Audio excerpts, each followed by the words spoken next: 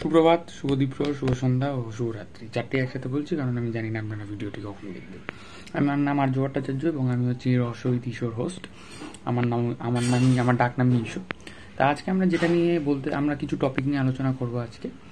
তো তাদের মধ্যে একটা হচ্ছে গেমিং কি? গেমিং হচ্ছে এই যে রিসেন্টলি যেসব গেমস তৈরি হয়েছে, ওই ভার্চুয়াল রিয়ালিটিতে যে ধরনের খেলা হয় সেটাকে আমরা গেম বলি। তো বিভিন্ন ধরনের গেম, যেমন ওয়ারফেয়ার গেমস বলেন, জিটিএ বলুন। জিটিএ আসলে একটা fantasy plus warfare game. Warfare games আমরা টেকনিক্যালি পাবজিকে বলবো, তারপর কল অফ ডিউটি আছে, ফ্রি ফায়ার, ঠিক আছে। তারপর এগুলো ওয়ারফেয়ার টাইপসের গেম, ঠিক আছে। রিসেন্টলি নাকি একটা ওয়ার্ল্ড ওয়ার নিয়েও একটা গেম আছে। আচ্ছা, তারপর কিছু হচ্ছে ফ্যান্টাসি গেম, ঠিক আছে, যেমন কি কিংস, কি লর্ড অফ দ্য রিংস না কিছু একটা কিংস, বেশ একটা গেম আমি দেখেছিলাম, বেশ ওটা একটা ফ্যান্টাসি ওরিয়েন্টেড গেম, যেখানে আপনি একটা রাজা এবং আপনি নিজের রাজ্য চালাচ্ছেন। জিটিএ একটা ফ্যান্টাসি ওরিয়েন্টেড গেম, ঠিক আছে। কিছু ফুটবলিং গেমস আছে, ফর এক্সাম্পল আমাদের ফিফা, তারপর পেস, ফিফাটা এখন FC 24। ক্রিকেটিং গেমস আছে, WCC ওয়ার্ল্ড ক্রিকেট চ্যাম্পিয়নশিপ বলেন বা স্টিক ক্রিকেট সুপার লিগ বলেন, যাই হোক। তো এখন জীবনে যেহেতু এই ভার্চুয়াল রিয়ালিটি বস্তুটি এসেছে এবং এই গেমস এর বেশ প্রচলন হয়েছে, ওই জন্য আপনাদের মতন, আমাদের দর্শক বন্ধু আপনারা যারা আছেন এবং আমার মতন যারা আছে, আমরা সবাই একটু গেম খেলে নিজের মাথাটা একটু ঠান্ডা করি, একটু চিল করি, একটু মজা করি, হাসি ঠাট্টা করি গেম খেলার সময়। এবং গেম খেলতে খেলতে কিছু টু সাম এক্সটেন্ট আমরা আমাদের বুদ্ধিটাও বেশ চালনা করি, কারণ প্রত্যেকটা গেমের একটা নিয়ম আছে। সেই নিয়মের মধ্যে দিয়ে আপনাকে গেমের লেভেলগুলো উতরাতে হবে। আপনি যদি সেটা করতে অসক্ষম হন, তাহলে আপনি গেমটায় ফেল করে যাবেন। তো সেটা তো হবে না। তো আমাদেরকে গেমটায় যদি ফেল করলে তো চলবে না। তো আমাদের গেমটা যদি জিততে হয়, যদি আমাদের গেমটা সাকসেস পেতে হয়, তাহলে আমাদেরকে গেমের নিয়ম অনুযায়ী ট্যাকটিক্স বানিয়ে গেমটা খেলতে হয়, ঠিক। এবং খুব রিসেন্টলি আর কি গেমার্স বলে একটা প্রজাতির মানুষ তৈরি হচ্ছে, ঠিক আছে। তো এদের কাজ কি? এরা প্রফেশনালি এই গেমগুলো খেলে, কারণ রিসেন্টলি নাকি এখন পৃথিবীর চারিদিকে বেশ স্পোর্টস লিগ হয়। এই যেমন আমাদের স্পোর্টস লিগস আছে, যেমন বলেন ফুটবলের একটা লিগ আছে, একটা কম্পিটিশন হয়, ওয়ার্ল্ড কাপ, ক্লাব ফুটবল, ক্রিকেটেরও তেমন, হকিরও তেমন, ঠিক তেমনই এখন গেমিংয়েরও এরকম, গেমগুলোরও নাকি গেমসের ভার্চুয়াল রিয়েলিটি ভিডিও গেমসেরও নাকি এখন এরকম টুর্নামেন্টস হয়, যেখানে পার্টিকুলার এই গেমার্সরা পার্টিসিপেট করে। তা প্রত্যেকটা গেমের একটা আলাদা নিয়ম আছে, একটা আলাদা ঢং আছে, ঠিক আছে, আলাদাভাবে প্রত্যেকটা গেম একে অপরের থেকে আলাদা।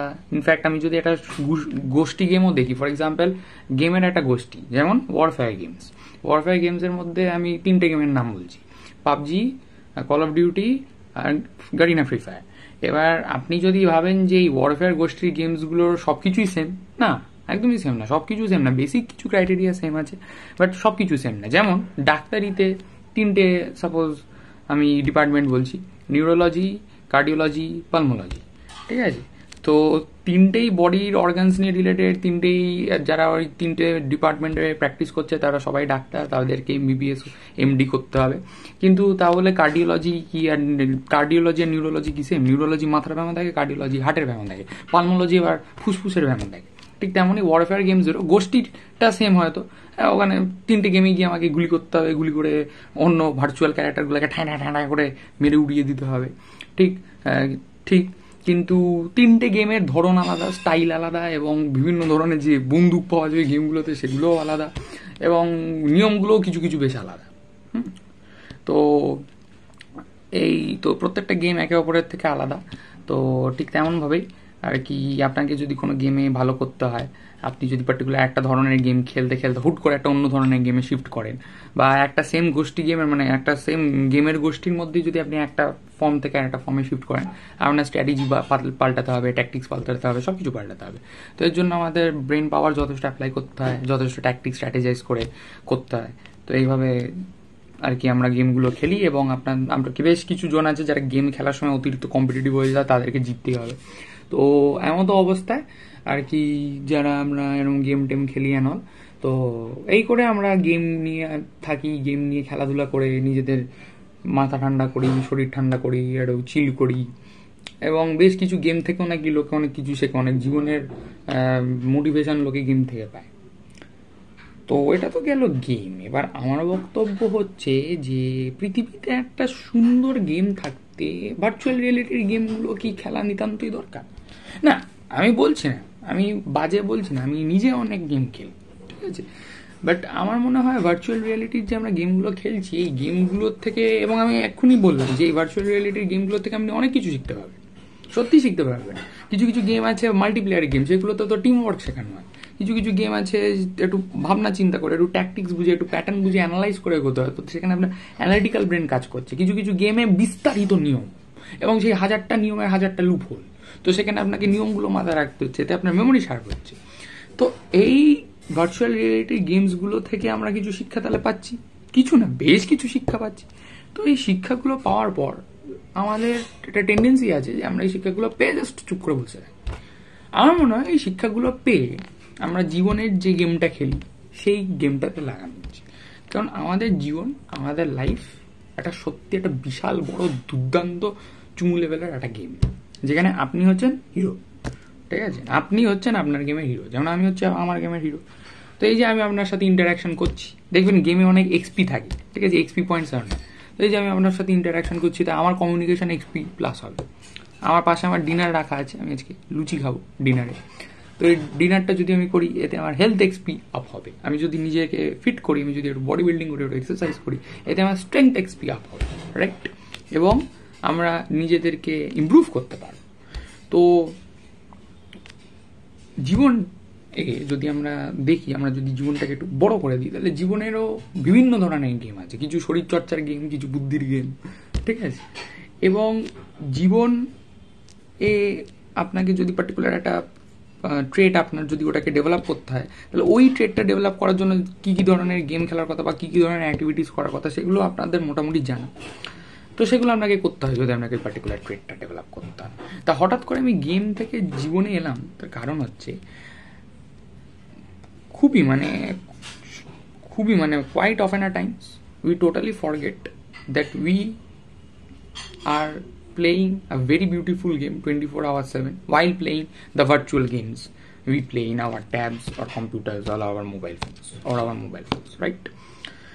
এবং এই ভুলে যাওয়াটা হলে কিন্তু চলবে না। আমার মনে হয় আমাদেরকে মনে রাখতে হবে যে আমরা যখন ভার্চুয়াল গেমসগুলো খেলছি, তার ঠিক সাথে সাথে আমরা একটা খুব রিয়েল লাইফ, একটা খুব 24/7 একটা খুব রিয়েল লাইফ সুন্দর একটা এক্সপিরিয়েন্সিং একটা গেমের মধ্যে আমরা আছি, ঠিক।